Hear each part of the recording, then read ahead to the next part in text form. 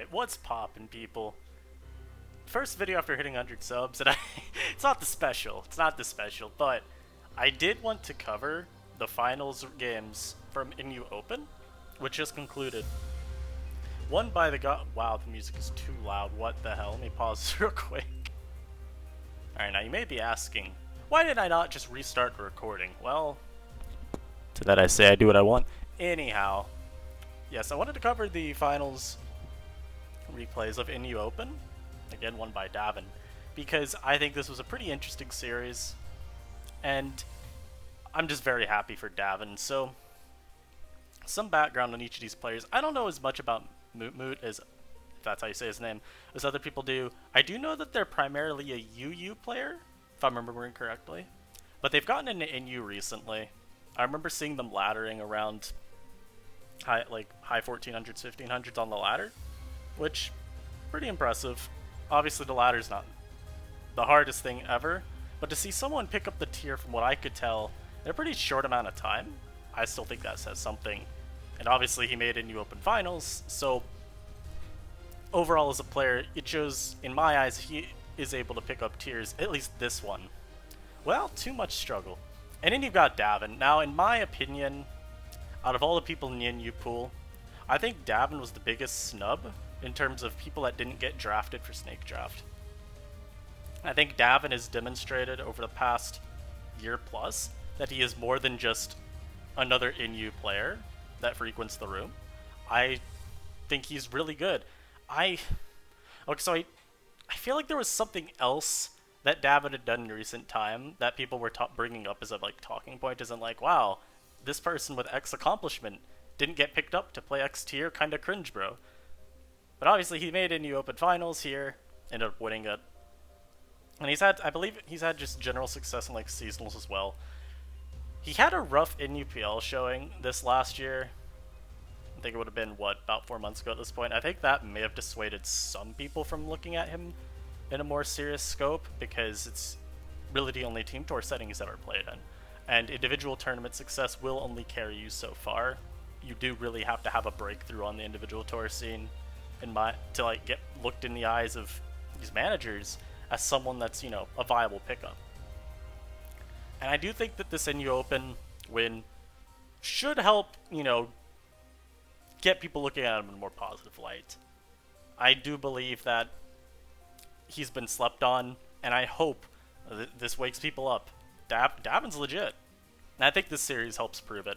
So, here's game one. Looking at the preview, when I was watching this game, I assumed Davon would be Savali Dark. You do have the Miltank, obviously, to check ghost types, but Miltank's not... It's very specialized in terms of the ghost types it checks, right? It's mainly there for Decidueye and Gourgeist Small, but other options like Specs, Rotom, CB Golurk, Frostlass to a lesser extent, those can all give it some issue, and so Savali Dark would just be nice to have there as another means of revenge killing them. So obviously Savali Dark doesn't want to take those strong hits. Even resisted Poltergeist from CB Golurk does a million, and of course it's very easy for those Pokemon to hit it with their other stab moves. So it's mostly just, you have it, there's another means of counterplay. When looking at Moutemoute's team though, it was very hard to me to figure out what a lot of his Pokemon were doing. Outside of some of the obvious, wherein you know what Persian's gonna do, you know what Kang will do, Pylo will do, Decid will do, but I didn't really know what the Aselgor was doing here. I wasn't sure what kind of role it would play on this team, because I was assuming that it would be Specs Decidueye, because that's the best set by far, and it didn't look like you would need Scarf to sit on this team, because you've got multiple sources of priority, Aselgor is really fast, Persian's really fast, you don't really get anything out of running a Scarf on that. And so I wasn't too sure what the Aselgor was going to end up doing. And when looking at the Silvally, in my eyes, I thought for sure it was Silvally Poison. Otherwise, Moutemoute has literally no Toxicroak check. I mean,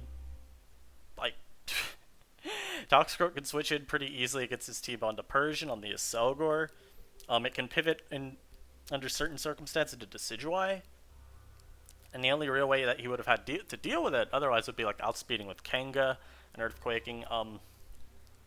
Pylo might take a Focus Blast from full, I'm not sure. So I thought it would be Silvally Poison though as a result. We do end up learning that it actually wasn't Silvally Poison, but We'll get there when we get there. Now let's start this replay up, boys. So we see lead Miltank, we see a Lowland Persian. It's just going to be like a standard early game where you see people trying to scout out sets and whatnot. I do kind of dislike Davon staying in there and toxicking. Mostly because I feel like Seismic is so free, you don't know if the Persian's taunt. I feel like it's just free damage at that point, but Toxic ends up being good. You get it on the Aselgor. And from here we could actually start seeing what the Aselgor wants to do. Because its first move, unless it spikes, will reveal what its set is. Unfortunately, he goes for spikes. But then we see the knock here, and so we know that he's a defensive set with like heavy-duty boots. And we'll see that Davon was a heavy-duty boots Decidueye. I mean, I know he's not Specs, which shows that his team's kind of passive in some regard. Unless it's like offensive default Decidueye, you don't have a lot of ways to force damage on the opposing team, at least, in my eyes. It could be offensive Sandaconda. But like, you know, if this Togedemaru is going to be like Scarf, more than likely, it won't be too strong. Miltank's just Seismicing. Wheezing Sludge Bomb isn't the strongest thing. So that, again, this does tell me that you probably are at least offensive defog, otherwise this team is very, in my eyes, do nothing. It's very passive in trying to just capitalize on forcing switches. Maybe the Wheezing is Toxic Spikes. Maybe that's how you try to force the damage on the opposing team. Now we see the Persian coming on Decidueye. We actually see a second defog there. I don't really know how I feel about that, but we see the Persian's just going to go for the knock. And we just see here, though, the Persian is taunt, so again, that's why I was kind of hesitant, or I wasn't very, like, in love with the Toxic turn 1. I just feel like Seismic's so free, because even if the Decidueye comes in on a predicted Seismic, it doesn't really do anything for him. We are going to see the Weasel here obviously go for Sludge Bomb. I mean, there's not really much else you could do. Decidueye does come in and does not get poisoned, and honestly, part of me says the Decidueye coming in, it rings some sirens in my head about like, is that a Silvally? Is that not Silvally poison? Because I feel like, in my eyes, Silvally poison, if you had it on your team, would be very free there. Like, I guess you don't threaten a whole lot of damage back onto the Miltank, but if you have Psychic Fangs, you know, that's going to do at least a little bit. Surf or Flamethrower would also do a decent amount. You know he can't burn you because he's taunted. But it doesn't really end up costing Davon too much. And we do see again the sequence of Miltank Persian. This time he does go for Parting Shot, so we'll see if Davon, what he predicted. He predicted taunt. I know the Aselgor will be a recover set just because he did reveal the knock. And he knows he's forced. He actually spikes there. I forgot that part. I thought he would have recovered there, but he gets the spike up. Davon just defogs it away. This could be a very free Leaf Storm, right? I actually see him roost. I like Leaf Storm there. Again, I do think Davon, you still know for sure what the Silvally is. At this point, I definitely would have hesitations about like what kind of Valley it is. If he is hard Persianing versus Decidueye, like, it's not a switch-in. Even non-specs Decidueye does like 70 with Leaf Storm. We just see the Wheezing sequence play out again. And he's going to taunt. Do we see him predict that? We do. So he gets a huge hit off with Sludge Bomb. And again, we know every time he's just going to Parting Shot, so we're just going to see a Sludge again, I imagine. Yup. He actually gets a crit there. That's really good. And Decidueye actually comes in on the Decidueye on the predicted U-turn. Now we get Big Kanga out. Now, if you look at Davon's team, no normal resist. Togedemaru is not a normal resist. Kanga could put in a lot of work. The Weezling's already chipped, and so Davon does have Sandaconda, but that's still not going to love taking a double edge. We actually see him get crit too, which sucks. So, also, I'm so sorry for anything happening in this chat. Can I turn them off? I can't. That's a damn shame, anyhow. Now, this line, I remember watching it, and I don't love what happens here. Now, Moutemoute has a Persian. I guess a little Persian doesn't threaten Silvally Dark as well as you'd like it to. But you see this weird line where Davon tries to trade damage onto the Pile Swine. And like, I don't know. I feel like Pylo's not really stopping much. I think the idea here was probably, okay, get rid of Pylo, Decidueye's low, Persian's low. Maybe Togedemaru can pull it out. That's the line that I'm working with here. Because otherwise I do kind of like Silvally Dark just because the Persian is at least getting low. And the more I think about it, I do think this is a reasonable enough line. I don't love that he swords dances in front of the Pylo. And yeah, we do see that this is rocks. Seeing rocks in the Miltech makes me think that's probably like Quail on Santa. And now here we're going to see a Miltank try its best to catch the Piloswine going for Ice Shard. And we're going to see a Piloswine refuse to go for Ice Shard. So Davon just ends up finding a lower damage roll in the Earthquake and Seismic in there. Yeah, so when I saw the Silvally fighting, I think my immediate response was just, why? Like, I think the idea is that Decidueye obviously is going to always be drawing in Persian. Not Persian, fuck. I just thought of check to go steps. It's going to be drawing a Miltank.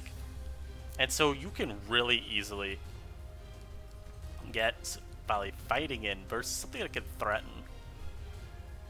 I don't love how his answer to Croak is outspeeding it. He doesn't really have a good way of playing around Croak. Sludge Bomb resistance is Piloswine. Focus Blast switching is Decidueye. I don't love how he has really not pigeonholed, I don't think that's the right word. I don't really like how he's forced his counterplay to be, okay, I will outspeed it, because several of your Pokemon that outspeed it don't even threaten it. You know? I'm assuming Silvally fighting is probably Psychic Fangs? I don't know, I would be Silvally Poison here personally. We just see the core working here though, right? You see Decidueye getting to U-turn into the Fight Valley. Him switching out there makes you wonder if is it Psychic Fangs? Although at the same time, Psychic Fangs probably just doesn't KO. I also do wonder what... Nah, actually no, I know why he's keeping that around. He's probably wanting it for the Togedemaru, just because he can't take a hit. You know, Decidueye is going to come back out. This is the freest Shadow Ball I've ever seen. Yup. And at this point, Davon's hopes look to be in a Togedemaru clean. Sandaconda is ending up faster than Decidueye, so that's not too bad for Davon. And Kanga comes out at this point. Davon just has to hope that Togedemaru can do its due. As I said, I thought that maybe that was the line he's going for, trying to just clean with a Zingzap or Iron Head. Will he get the flinch? Nope. And as we see, Moutemoute starts us off with a 1-0. So Davon going for the reverse sweep. Can he do it? I'm gonna pause. We're gonna go to game 2. Hello, friends. We're at game 2 now. So, it seemed for Moutemoute. I also want to say that I've seen him laddering with it before. It's got a Ninjask. And meanwhile, Davon's team is... I don't think it was hard stall. I think it was semi-stall with a Silvally, which is kind of funny. I've run a very similar team to this before, way back ago. Before we had like Miltank. I think it was like Quag, Clef, Garb, Goss, Silvally, Fire, and I don't remember the last Togedemaru. I think it was. I think it may have been Wish Toge. I do know there's a replay of it on my channel. It may have also been Wishy Washy over the Quagsire. I don't know if we had Quag at that time. But look at this game. Ninjask could be slightly annoying for Davon's team, but he has a Quagsire. Quagsire doesn't love to keep switching into U-turn, but if you look at Moutemoute's team, his only way of really dealing with Quag is Basculin. So if Basculin ever goes down, this Quagsire is a pain in the ass. And obviously I've watched these games, so I can comment a little bit more on sets. This Lantern ends up being Boots Rest Talk. It doesn't beat Quag. I mean, if you're ever asleep, Quagsire just has to hope you don't roll a Sleep Talk, and Earthquake's easily 2 at KOing. In terms of win cons, and in terms of Silvally, I actually don't remember the Silvally. I think it was Silvally Ghost on this team. And honestly, is one of those rare occurrences where I think it's actually somewhat challenging to figure out what Silvally a player has. You could argue that because Davon's team has not the best time with fighting types that he might want another check to them. You know, Garbodor's your only check. Maybe you don't love that if you're up against a Sock, although Socks are very common. You don't really have, if you need Savali Dragon, because that has a lot of overlap with Eldegoss in my eyes. Savali Dark, you're not running out with a Alolan Persian, I can assure you of that. Yeah, I think it's really up to anyone's guess on what Valley this actually is. Yeah, I think most of the time in games, it's pretty easy to figure out what the Savali is. But this time around, it ended up actually being a challenge. So let's start this replay off. I believe they also switched to Smog Tours after this because much easier for the chat to just get set to player ranking because people are getting a little wild out there. We see little Miltanks though. This is very unfun. Yep, trading rocks. Now we're gonna see a Toxic come out. Yep, alright. As we see here that this is Boots. How are we just gonna see Davon's Miltank start firing off Seismics? I mean, this Lantern can't do a whole lot, you know? And it wouldn't be like beyond reasonable even for Davon to have Aromatherapy Eldegoss. So that could have been part of his logic with staying in the trade Toxic. He knows, okay, if I end up getting Toxic, I can fix that later on. This Lantern could also have been Heal Bell, but after seeing it come in and not take Rocks damage, I think it's also pretty reasonable to assume that it's not Heal Bell, because I can't imagine running Boots Lantern and without Wish support on your team, it not being Rest Talk. I feel like you really want the recovery, otherwise Lantern's not the easiest mon to keep healthy. I see the Garbodor come in here. It's just gonna get Seismic'd. But he's also gonna end up getting a lot of damage off with the Gunk. We see Davon's Miltank not taking any leftovers recovery, so we know this is also Boots. And here we see the Ghost Valley come out. Now this is pretty cool. If the Persian ever goes down, Davon's Ghost Valley wins.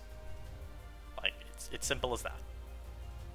The Persian cannot go down if Moutemoute wants to win versus the Ghost Valley. At least if he wants to win and not have a difficult time. And we just see the Garbodor coming back in versus the Goss, but it's just slowly getting whittled down. Slowly but surely. And also look at Moutemoute's team, and I'm pretty sure it's Boots spam, because the Persian's probably got Boots. We know this has Boots. I think this ends up being Boots, and it kind of has to be because if you look at his team, he has no removal. We're going to see the Miltank versus Garbodor line here, and this is a very easy 3 spikes. The Garbodor does not really care about the Miltank. Miltank can S-toss it down, but the Garbodor being at high health isn't the most pertinent thing. Yeah, it's a Ninjask check, but like, I think Davon's really just sold on Quagsire here being a fine answer. And here again, we're just going to see the spin. We still don't know if this is Aromatherapy or not. I just feel like you have to be if you're switching it hard into Miltank, right? Yeah, so we do say this was Aromatherapy, further explaining the willingness to trade Toxics at the beginning, despite the Lantern not being revealed to likely not be Heal Bell itself. And I do hate this line a little bit, just because Eldegoss isn't ever going to win the spin war versus this, you know? Miltank can consistently just keep chipping it away.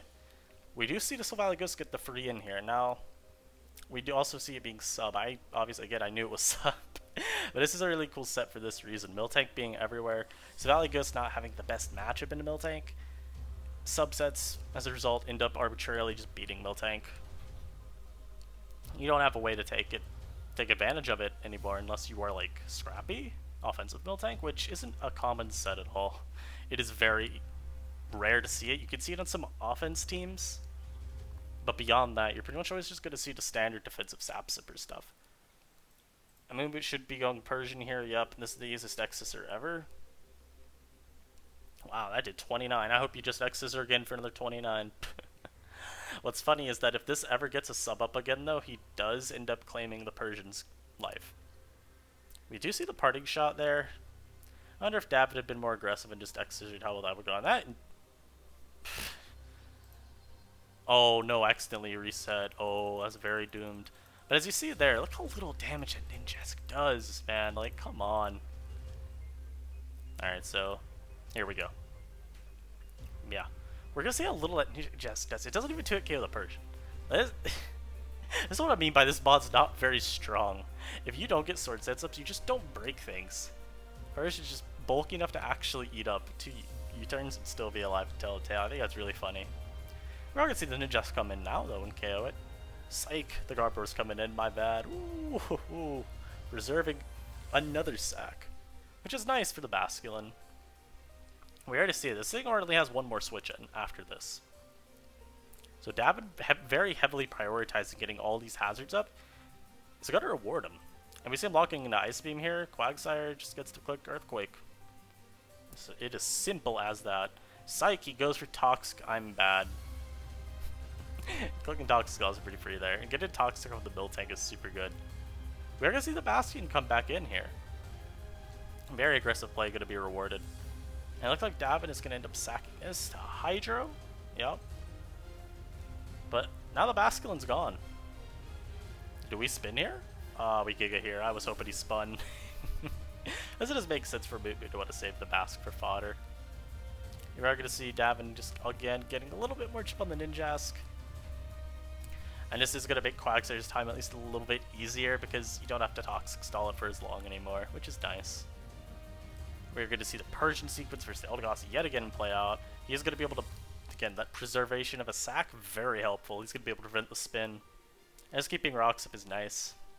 We're also going to see Quagsire, though, just wall an Ninjask. Come on, guys. I thought I needed a resistance to flying. Nope. We got big Quag out here, boys. And we're going to obviously see the Quag recover. And I believe here is where we see the Lantern reveals to be rest. If I'm remembering correctly. Okay, no, it's going to be the next turn then, probably. Surely. Surely you rest here, right? Yes. Okay, there we go. There we go. We will finally get the Eldegoss to spin the rocks away, which is pretty good. That is such a lucky pull, though, with Volt Switch. At this point... So if I'm looking at the game from this point, going into 1036, I think the game is very firmly in Davon's hands. Because the Miltank is at 63 and poisoned, and it's not Boots like Davon's is, so it's going to be taking all these hazards. The Persian is Boots, but, you know, it doesn't do a whole lot at this point. We haven't seen it reveal its last move. It's going to be Toxic or Taunt, but, like, I feel like in paper, neither of those moves is very useful. Maybe in practice, one of them would end up being helpful, but, like, Taunt doesn't really shut down anything at Davon's at this point because it just KOs the Persian. Either of these mons, I believe, do have enough damage to take it out from 37. Maybe not Quag. Quag might take it down just to, like, I don't know, 2%. But Quagsire just walls so much. The Lantern's Scald is the only thing it can do to hit it. And I won't spoiler the end of the battle, or later into the battle, but we do see Moutemoute, I think, misplay with the Lantern versus Quag, or at least he thinks... Okay, no, I'm not going to say misplays. We see Moutemoute realize he can't beat the Quag unless he tries to force something with Lantern, getting a burn.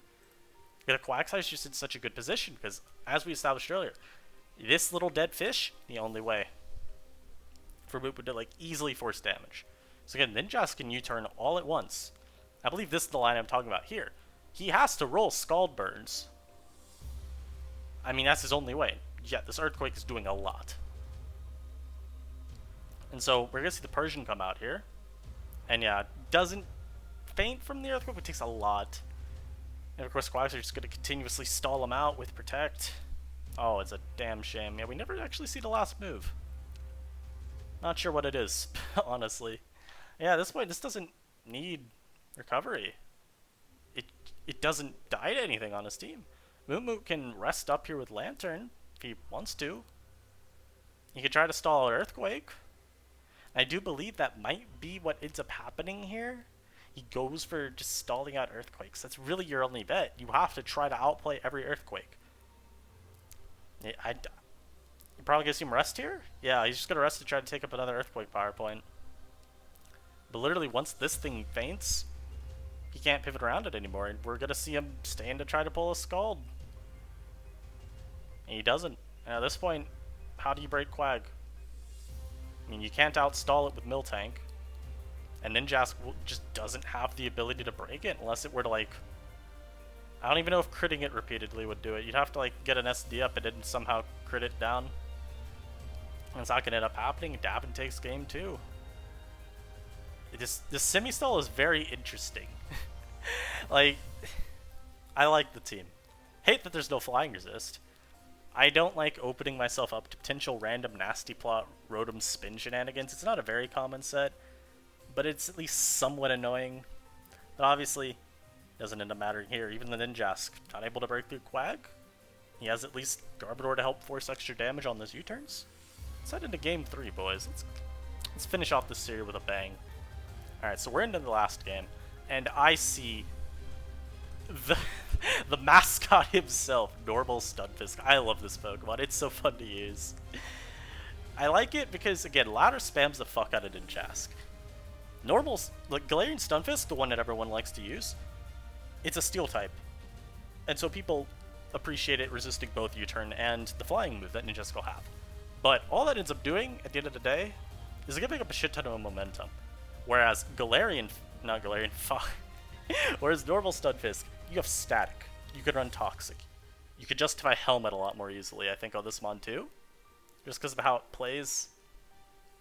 And the Pokemon you're going to be generally switching it into as compared to Galarian Stunfisk. And so you can cripple Ninjask with those static procs. The one thing I want to point out, though, is this. You see this coffin on Davon's side, right? Please, please, show me the Pokemon that's supposed to break this. If this is itemless Kofa, Golurk isn't poltergeisting it. There's actually just no way. And as you can tell, yes, this is Iron Defense itemless Kofa. So this Pokemon, you could, from preview, puts in an insane amount of work. And we'll see, this team is a lot better equipped to deal with Croak. I would say you could pivot around it a lot better. You have an actual check to it. I believe this is actually Psychic Garbodor, which I still like Stomping Tantrum, even if Psychic does a little bit more. Because I like being able to hit Steel types as they switch in as well. Especially if you can nab, like, okay, so say they want to switch into the Gunk. If you can get that, like, extra damage Stomping Tantrum by predicting them to not Earthquake you in the face, I think that's pretty fun. Well, let's get in this replay, because as you're going to see, this Kofa puts in an insane amount of work. Also, this Sanda is offensive as hell. What the fuck? Okay, it's itemless Sanda. Oh wait, no, it's not. My bad. I was gonna say Scarf at first because we didn't see the recovery from lefties, but no, he's Helmet Sanda. But he's like, is Golurk just frail? Regardless, Kofa obviously is gonna wall the hell out of that. And here's where this horrible sequence for Moutemoute begins. I think this Pokemon right here single-handedly won Davon the game. Because, as you're going to see, it's Iron Defense Rest. I would like for anyone in the comments, point out what Pokemon was going to beat this. Like, there's not counterplay on his team. I mean, you could have said Persian maybe, you should have taunted it at some point. But I don't really think it ever gets a chance. You're going to see Golurk try its best to break it. Maybe you say Persian should be coming in and, like, trying to get parting shots off so this thing's Shadow Ball does less. But does that really help you? I don't think so. Yeah, as Moutemoute puts in here, damn, because that Earthquake's doing 12. Yeah, Kofa's a problem. We're gonna see a taunt here, but, like, body press damage isn't affected by the attack drops. And she obviously shot. Okay, I did 10. Okay, yeah, this is Spadef Garba Psychic. Alright. As you've already seen, though, this has put such a huge hole into his team. I mean, you get a free rest here still. He has to just fish for Spadef drops so that Stunfisk can, like, do a little bit more damage to it while it's using rest. That's really the only option he's got. These Psychics actually are doing a fair amount, though, at this point. Yeah, I mean, Kofa's job has been done. It's taken out 2 of Moutemoute's Pokemon. It's still around. He ends up being faster even getting a rest off, so I'm assuming he has speed for Clefairy. Yeah, Kofa put in a lot of work. And we're going to see the Rotom now come in here to just freely defog. I'm going to say freely gets Toxic, but, like, that sequence from the Kofa was just so insane for establishing a whole bunch of early momentum for Davon. And like, even look at his last couple Pokemon, he doesn't break the Kofa easily. He just exists as sack fodder at this point. You're gonna see a Persia take a million from Kanga. Like, 37's not that much, but like, take a million from Kanga. Just like, wow. This is why I still view Kofa as such a top tier threat. Because if you are not prepared for its setup sets, you lose. And now obviously, yeah, I would hope you lose to a Pokemon you don't prep for, but it's so easy for this Pokemon to just really get out of control. It's a hard... There are times where you can just forget to prep for Pokemon and still find some way to play against it. In this game, it's just, what is the counterplay? What is the line that you take? Because even if the Persian maybe taunts the Kofa earlier and stops it from going too out of control with setting up, it doesn't get much easier, you know? The Golurk is still going to struggle to break it. Persian's probably going to end up taking a fair amount of damage too. I do think that probably was the better line, because then maybe you can, like, figure out some way to play around it if it's not as, you know, damning to switch into. But because he wasn't able to find, at least in the context of this battle, he wasn't able to find a way to play against it, he's just doomed. We already see a really lame Focus Blast missed here. It doesn't really dictate anything in the game. It's just kind of like, damn, that would have been a free, like, 40. Because, you know, Croak is slightly cracked. Just slightly. And again, we're seeing, you know, the Kanga's making progress, you know. I do think there is still a way for Moutemoute to win, just because this Kanga is not the most fun to switch into. You know, this is going to feint. This is outsped and probably to get KO'd. Kofa could take one, but, you know, takes one. Forces it out, though, afterwards because of Mummy. And then notice what the Persian's only able to, like, come in off of a pivot, really? Or off of a sack. So I do think that this game wasn't lost yet for Moutemoute. As we're going to see again, the Croak just comes in. I mean, this is a very good Pokemon. We're going to see this time again. 35. If he hit the previous one, he would have been able to get rid of the Fisk now. That really would have just opened up his Rotom fan. And it's also a great game of a game where Ninjask is just, from the get-go, so useless. He hasn't been able to get anything out of it. And I mean, look at Davon's team. It's very well prepped. Kofa loves to switch in Ninjask. He's got a Rotom Spin, very good defensive check, and he's got Helmet Sanda. So like, Ninjask, it could U-turn, but it hasn't gotten a chance to do. I remember watching this game, and all I remember thinking during it, outside of the Kofa stuff, was, wow, this Ninjask is just it's a dead slot. Moutemoute played this entire game 5v6. Because the Ninjask, I don't think, does anything until it dies at the end. And it ended up being a very not worthwhile choice. And we're also just going to see that this Clefairy makes Stunfisk pretty worthless, and makes Persian pretty worthless. We just say these Toxic Clef. I don't love that set right now. I think Nox just really good. But Toxic is... I think it's still a nice option. I really prefer Nock. I think it disrupts teams a lot more effectively. And I also don't like being dead weight against Weezing teams. Maybe there's a world in which you run Seismic plus Toxic, though, to alleviate that a little bit. And also lets you get a little bit more consistent damage versus the Galarian Fisks. But yeah, I mean, we're seeing just Golurk having to dedicate its time just to trying to, like, slowly chip this with Earthquake. I also remember Hoenn mentioning something about how, like, he was surprised this wasn't Trick Lurk. I am too. I'm wondering... He must have been, like, Heat Crash last. I really feel like Trick is just too good to pass up on this a lot of the time. Heat Crash is mostly an on-paper good choice, I feel, because Eldegoss doesn't really run itemless. Tangle is not really a Pokemon. Ferroseed you have close combat for. Or Dynamic Punch if you run that. It's just, I think Heat Crash was only really good at the beginning of the DLC one-off. We also that... I just need to pause this here. Davon, if you watch this, please explain the Toxicroak set to me, because I saw this Sucker Punch, And I was just like, okay. I don't know what Sucker Punch here's for. I would have... Well, a Revenge kills ghost types better. I don't know. A Rotom could be a little annoying for Davon's team. So I guess that's nice. Oh no. I just think it was very interesting to see. Mixed Croak with Sucker Punch as a move. Also, yeah, we just see Ninjask die to foul play. I had to try for the roll. I don't think the roll mattered personally, but yeah. If he had gotten it, maybe there's a world in which he could outplay. Yep, all Kof has to do at this point, switch in, die, and then let the Persian come back in.